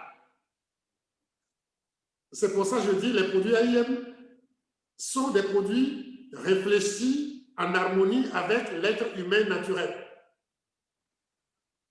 L'épilepsie demanderait à savoir de quelle origine il s'agit, de quelle origine cela vient. Et ça se guérit parfaitement. Mais il faut savoir l'origine. Si c'est une tumeur, si c'est des larves de parasites, il faut les tuer, ainsi de suite, ainsi de suite, ainsi de suite. Voilà. Si, conventionnellement, en médecine, on vous dira que ça ne se guérit pas parce que la médecine ne va pas vers la cause véritable. La médecine s'arrête à empêcher les crises. Empêcher les crises, c'est comme diminuer la tension chez quelqu'un, c'est comme diminuer le sucre chez quelqu'un sans régler le problème véritable. Les produits AIM règlent ça. Mais comme je vous le dis encore, il faut un diagnostic plus précis. Et désormais, quand vous aurez la formation, vous saurez en détail, est-ce que c'est une tumeur? Est-ce que c'est des larves? Est-ce que c'est autre chose? Est-ce que c'est une infection? Vous saurez tout. Et à partir de ça, vous adapterez. D'abord, vous allez déterminer les produits qu'il faut donner à la personne et à quelle dose. L'épilepsie se guérit parfaitement. Seulement, la médecine a la paresse ou bien a l'incapacité de trouver la vraie cause de chaque crise épileptique. C'est comme les maux de tête. Les maux de tête peuvent venir de plusieurs origines. L'épilepsie est un signe. Ce n'est pas une maladie. C'est un signe. Je vais vous raconter une histoire d'une étudiante qui a été traitée longtemps pour des crises épileptiformes. Et on achète des produits écrits par un professeur de neurologie à Lomé. On achète des produits de France tout le temps, on met la personne, une étudiante brillante. Et la personne continue, malgré les produits, à faire 3-4 crises par semaine. Et ça ne leur dit rien. Mais quand j'ai vu la personne, vous savez de quoi la personne souffrait? Une hyperthyroïdie. Ça n'a rien à voir avec ce qu'il pensait. Et il a suffi que moi, je traite l'hyperthyroïdie pour que les crises disparaissent. Je me suis fait des ennemis parce qu'un parent urgentiste en France de cette patiente voulait se vanter d'être médecin compétent et autres, mais vous voyez, en soignant les signes qui ne marchent pas, vous soignez des crises épileptiformes qui ne marchent pas et vous continuez à mettre des produits, ça ne marche pas. C'est vous dire que les crises épileptiques ne sont que des signes. Autre chose, il y a des enfants qui ne supportent pas certains produits liés au café, cacao et autres et qui font des crises épileptiformes. Ces enfants-là, vous avez beau les mettre sous des anti-épileptiques, ça ne marche pas. Tant que vous n'arrêtez pas les biscuits au chocolat, les laits et autres, les crises ne cessent. J'ai rencontré plein d'enfants comme ça que j'ai sauvés de justesse. Traités par des professeurs de neurologie, de pédiatres, de tout. Mais je vous le dis, l'épilepsie n'est qu'un signe. Mais quelle est la cause? Vous voyez? Quelle est la cause? Quand vous n'avez pas la cause, vous allez mettre des médicaments juste pour empêcher les crises. Et le mal continue en sourdine à évoluer et la personne sera sous anti-épileptique. À vie, comme on le dit, mais je dis à vie, là, c'est pour tromper les gens. C'est à mort. Parce que le mal va continuer à s'aggraver, va dégénérer et la personne va finir par mourir. Comme l'hypertension, on dit, tu dois prendre l'anti-hypertenseur à vie. Oui, on te dit à vie, mais en fait, c'est à mort. Puisque ce qui empêchait le sang de circuler, qui oblige le cœur à faire trop d'efforts pour que la tension monte, Tant que vous ne le supprimez pas, vous ne traitez pas l'hypertension. Vous baissez la tension, c'est les chiffres. C'est exactement la même chose pour l'épilepsie. On n'est pas ici pour étaler beaucoup d'exemples, mais je vous dis tout simplement que l'épilepsie est un signe. Je le répète, c'est un signe. Quoique gênant, quoique ce soit une crise qu'il faut savoir arrêter parce qu'avec les morsures de langue et la langue qui peut aller vers l'arrière et bloquer la respiration, et vous savez que l'oxygène bloqué peut tuer, en dehors de l'urgence là, l'épilepsie n'est qu'un signe. Ce n'est pas une maladie comme on le dit. D'ailleurs, quand on dit maladie, c'est le mal à dire. Quel est le mal? On ne le sait pas. Conventionnellement, c'est le business là, comme l'hypertension, comme le diabète, comme tant d'autres. Mais nous devons aller vers la cure, vers la guérison qui est possible, mais en précisant exactement de quoi il s'agit. Bref, quelqu'un souffre d'épilepsie, mettez sous Vidamax, Restore Life, C suprême, C24, selon l'âge et autres, ça peut être complète. Et vous verrez que petit à petit, les crises vont cesser. Je vous ai donné un cas tout à l'heure d'une dame qu'on traitait pour l'épilepsie, alors qu'en fait, elle faisait une hyperthyroïdie, qui n'a rien à voir. Mais les crises qu'elle faisait, c'est des pertes de connaissance exactement comme les épileptiques le font. Vous voyez qu'on a beau être professeur et tout, en répétant sans questionner, sans un questionnement réfléchi sur les maladies qu'on a appris et qu'on répète, comme un perroquet. La mission qui nous est été confiée en prêtant serment, on passe à côté et on devient dangereux. J'aime dire les choses crues, ça dérange, mais je crois que celui qui sait la vérité doit la gueuler. Sinon, il se fait complice des menteurs et des faussaires. Ce n'est pas moi qui l'ai dit. On va essayer de changer de mentalité petit à petit pour que ça survienne même, pour ne pas déranger la médecine. Et le médecin que je suis, j'ai englobé ça dans une science qu'on appelle la santécine, où tout est remis en question et défini autrement. Tout, sans exception. Vous savez déjà que la douleur est un mensonge, entre autres, tel que c'est présenté. Et vous comprenez mieux aujourd'hui. Regardez, je parlais de chirurgie aujourd'hui. Quand on traite les gens pour les problèmes de sciatique et autres et tout, mais il y a le docteur Sidibé avec d'autres qui sont là. Quand vous avez quelqu'un qui a une insuffisance, c'est-à-dire une ischémie des membres, c'est-à-dire un membre qui manque d'oxygène et de sang, on appelle ça, on pose le diagnostic à partir de la tétrade de Griffith, c'est-à-dire les 4 P de Griffith. C'est trop savant pour vous. Ces 4 P de Griffith montrent seulement qu'il n'y a plus de pouls. Ça veut dire que le sang ne circule plus. Il n'y a plus d'oxygène. Tout est stagné là. Les 4 P de Griffith. On peut ajouter un 5e P, mais les 4 P de Griffith démontrent ça. Mais quand vous voyez le traitement jusqu'à la chirurgie, tout ce qu'on fait, vous comprenez que tout n'est que circulation et rétablissement de la circulation. Tout, sans exception. Il n'y a aucune maladie qui échappe à ça. Une infection, pour vous donner une image, vous avez un tuyau où le sang circule tout le temps, il n'y a aucun problème. Mais dès que le sang s'arrête de circuler, ça bouillonne dedans, comme dans nos rigoles devant chez nous. Quand l'eau circule dedans, il n'y a pas de problème. Mais si l'eau s'arrête de circuler, ça commence à sentir mauvais, les trucs se développent dedans. C'est exactement en nous ce qui se passe. Nous sommes, n'oubliez pas, dans la nature. Nous sommes la nature et la nature est en nous exactement. C'est pour ça, quand la rigole sent, il faut le curer et puis faire circuler le sang et faire circuler l'eau. Et puis l'odeur disparaît toujours rétablie. C'est exactement ça. Donc les infections ne sont pas le problème, mais c'est le terrain, la façon dont le milieu est, l'acidose qui le gouverne, la circulation qui est en cause là. C'est ça, en fait. Toutes les maladies, aucune maladie n'échappe à ça. Même chirurgicale, ça n'échappe à ça. Donc, je vous remercie. L'épilepsie, je vous le dis, tous les produits AIM peuvent aller, mais il faut savoir exactement ce qu'il en est, de quel produit le malade a besoin et à quelle dose. Vous n'avez pas besoin, vous, de connaître le nom de la maladie. Quand vous aurez appris comment tester, vous saurez comment faire, quelle que soit la maladie devant vous. Pardon, je répète, les urgences, c'est aux urgences.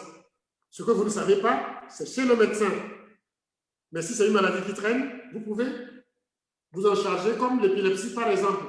Mais attention, n'arrêtez pas les produits contre les crises que le médecin ou le neurologue aurait prescrit tant que vous ne voyez pas une amélioration et un espacement des crises chez la personne.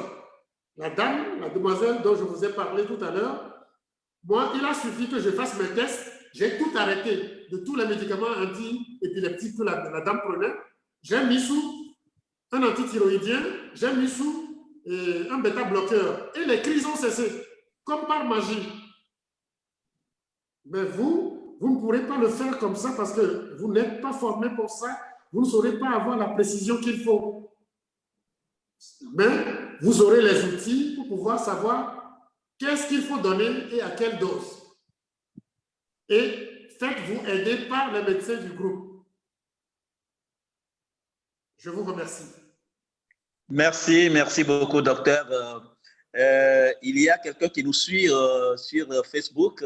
Il pose la question de savoir, faut-il arrêter la prise des produits en cas de vomissement? Et voilà, regardez un peu. Quand vous vomissez, vous prenez les produits, vous les ressortez. C'est du gaspillage, non? C'est aussi simple que ça. Vous vomissez, vous ne pouvez pas prendre quelque chose par la bouche. Vous pouvez prendre ça par l'anus. Si c'est un suppositoire, ça, on en discute. Ceux qui seront formés, on va leur montrer comment préparer les suppositoires à partir des capsules de AIM. Parce que votre anus a des vaisseaux tout autour qui absorbent mieux les choses que votre bouche. Mais on n'est pas là pour ça. Quelqu'un qui vomit, c'est comme quelqu'un qui fait la diarrhée et tu lui mets un suppôt. Comment ça va marcher? Quelqu'un qui vomit, lui donner ça par la bouche, c'est pas bon. Le vomissement doit être considéré. Tant que vous n'avez pas la formation de le maîtriser, allez voir un médecin, qu'on le maîtrise d'abord. C'est clair? Oui, merci beaucoup, docteur. Il y a une autre question qui vient de M. Tevi, il doit être du côté du Togo.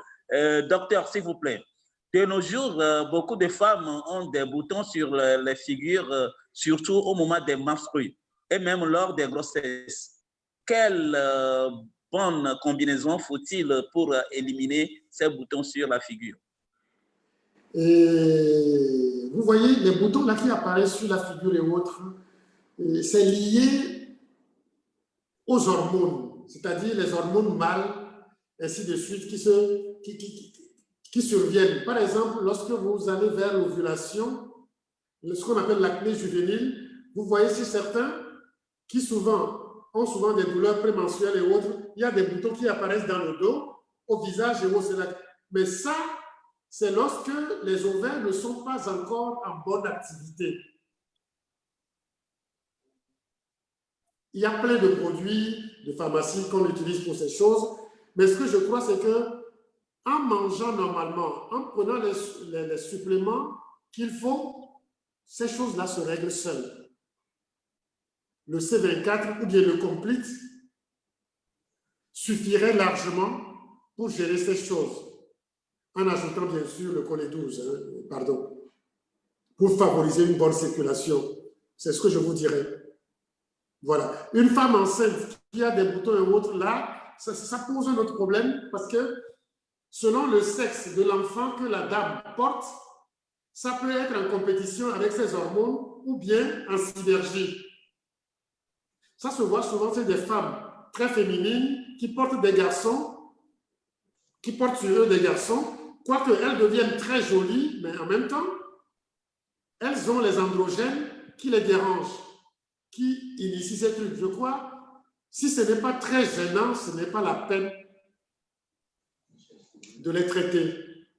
Quelqu'un a dit tout à l'heure, je viens de jeter un coup d'œil sur les savons. Les savons, je n'en parle pas parce que c'est des substituants que nous devons utiliser naturellement tous les jours. Quand vous êtes dans le circuit, les savons AIM sont alcalinisants, vous devez les utiliser naturellement. Prenez le C24 et puis bon, ou le complete selon le cas, voilà. Mais je crois que le C24 serait meilleur si vous ne voulez pas combiner le Vida, par exemple. Le C24 serait meilleur dans ce cas-là. Avec, voilà. Mais on ne parle pas assez des produits cosmétiques de AIM. AIM a des produits cosmétiques. Puisque ce n'est pas disponible, je ne peux pas en parler. J'espère que vous comprenez ce que je dis. AIM a des produits cosmétiques, c'est-à-dire des produits de beauté pour la peau, les crèmes et d'autres produits. Mais ce n'est pas très disponible. On n'en parle pas souvent. Je ne vais pas aller dans les détails. Si c'est disponible, on en parlera. Voilà. J'ai même un actuellement sur ma table que je suis en train de tester pour voir les compositions cachées. Mais je n'en parlerai pas parce que ce n'est pas disponible. Sauf si c'est disponible chez vous, allons-y. Voyez avec notre grand leader, Maman Chérif, elle a des produits, mais dans nos présentations, on n'en parle pas. Voilà. Merci. Merci beaucoup, docteur. Il y a monsieur docteur Sidibé qui demande si le C-Suprême est déjà disponible au Togo. Non, pas encore. Mais bon, ça ne va pas tarder. Très bientôt, nous les aurons ici.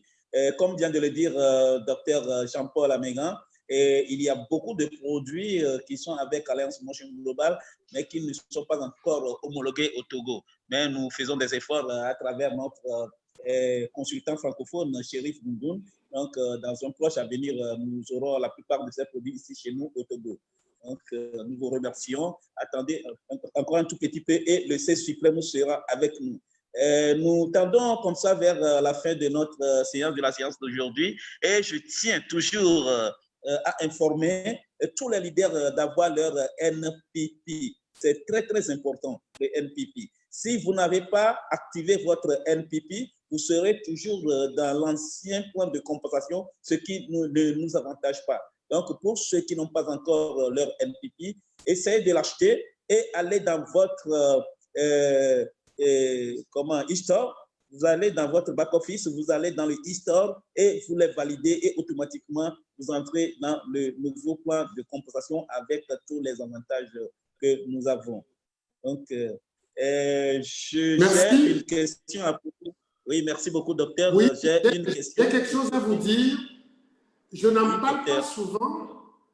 Et quand quelqu'un m'a posé la question sur l'hépatite, on ne peut pas traiter un hépatitique sans le mettre sous le white light.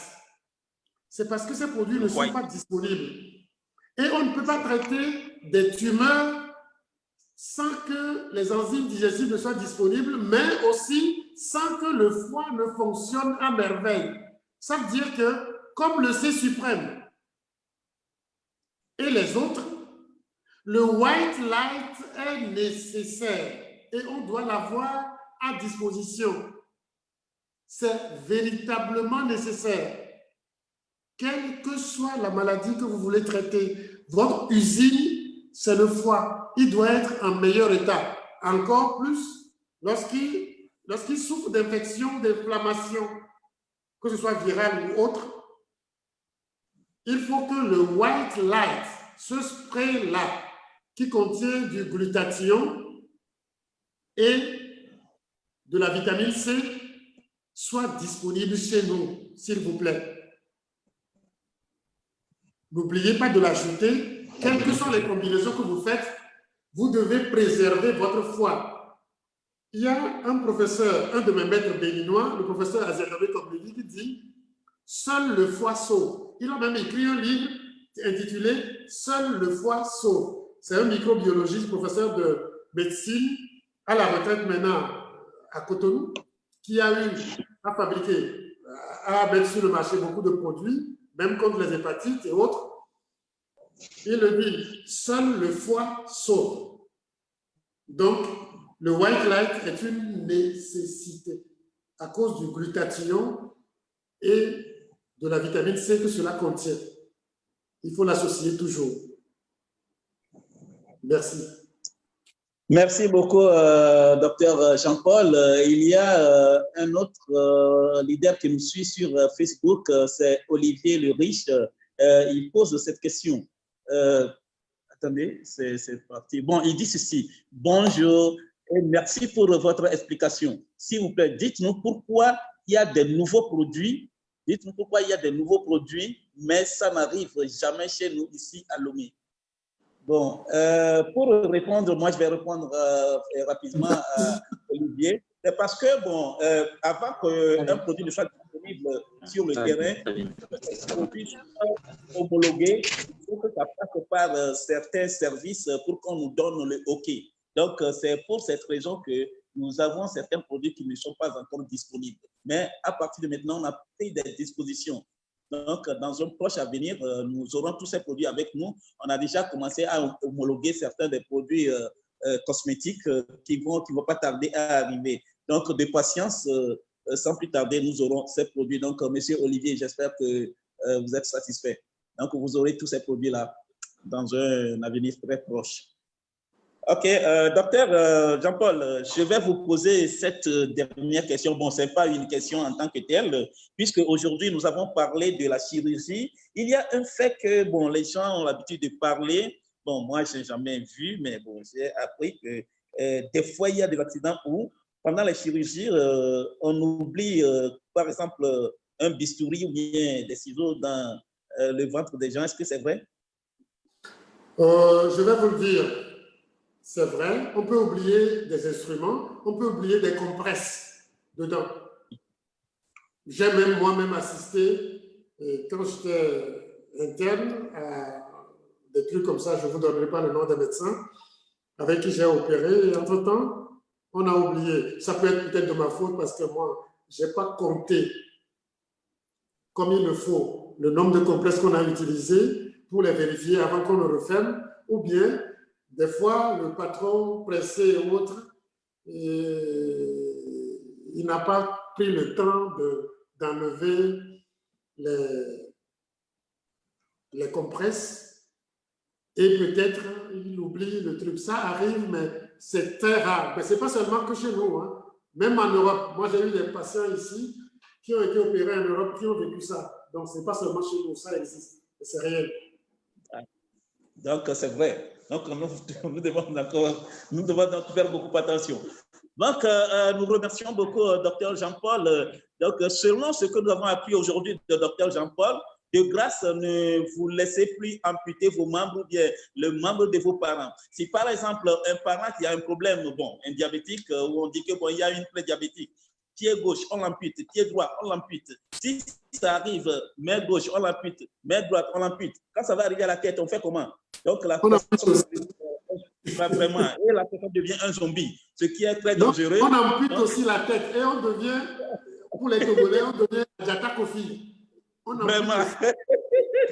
Donc, prenons vraiment nos produits Alliance Motion Global, le CV4 est là, le Complete est là, le Restore Life est là. Bon, toutes les gammes de produits de Alliance Motion Global, il faut que nous les utilisions pour éviter ces désagréments, pour éviter ces problèmes à la fin. Parce qu'il y a beaucoup de gens qui disent que moi, je ne suis pas malade. Pourquoi vous me demandez de prendre des produits? Non, ce sont des alicaments. Le docteur l'avait déjà dit. Donc, prévenir vaut mieux que guérir. Donc, docteur, vous avez le dernier mot. Qu'est-ce que vous avez à nous dire pour clôturer cette séance? Ce que je vais dire, c'est que vraiment, nous avons de la chance, de la chance d'avoir de ces produits qui anticipent tous les problèmes que nous devons avoir. comme problème de maladie dans notre vie? Faut-il attendre être malade pour se soigner? Ceux qui sont déjà malades, c'est normal, ils vont se soigner, prendre des trucs et autres. Mais nous autres, qui supposons que nous ne sommes pas encore malades, ayant à portée de main les produits de santé qui empêchent que nous ayons ces problèmes-là, faut-il attendre? Non. On ne demande pas de prendre tous les jours comme les malades, mais il faut quand même de temps en temps les prendre pour éviter que nous n'ayons les problèmes que les autres ont déjà. C'est une chance pour nous. Pour ceux qui sont malades, je leur dirai, quand ils seront rétablis, qu'ils n'oublient pas que tant que vous ne changez pas votre façon de manger, vous êtes exposé aux problèmes que vous avez déjà eus. AIM nous donne la chance, rien qu'en prenant le C24, d'éviter tous ces problèmes. Rien que le C24, régulièrement. Donc, on a les substituants tels que les cafés, les savons, les pâtes dentifrice et autres. Donc, vous voyez, nous avons de la chance. Et mieux, on nous dit, partagez l'amour, aidez les autres. Et on vous rétribue. On vous en paie. On vous en paye en retour. Donc, je crois que nous avons de la chance et que nous devons cultiver ça. Mais, en cultivant cet amour en partage, soyons de plus en plus professionnels. Ne tombons pas dans les jeux de gros mots. Ne faisons pas concurrence aux médecins, n'importe comment. Là où se trouve leur asymptote, c'est là où commence. Là où se trouve la limite, c'est-à-dire l'asymptote du médecin, c'est là où commence les produits AIM. Donc, vous voyez, il n'y a pas de compétition. Il y a complémentarité ou bien substitution. Tout dépend. Formons-nous correctement et puis partageons l'amour. Et l'amour, c'est la santé. C'est tout. Merci. Merci beaucoup, docteur. Nous sommes arrivés à la fin de la séance d'aujourd'hui. Nous remercions toute l'équipe technique qui nous a accompagnés. Nous remercions aussi tous ceux qui nous ont suivis jusqu'à la fin et à la prochaine. Merci à tout le monde. Merci, docteur, et bye bye.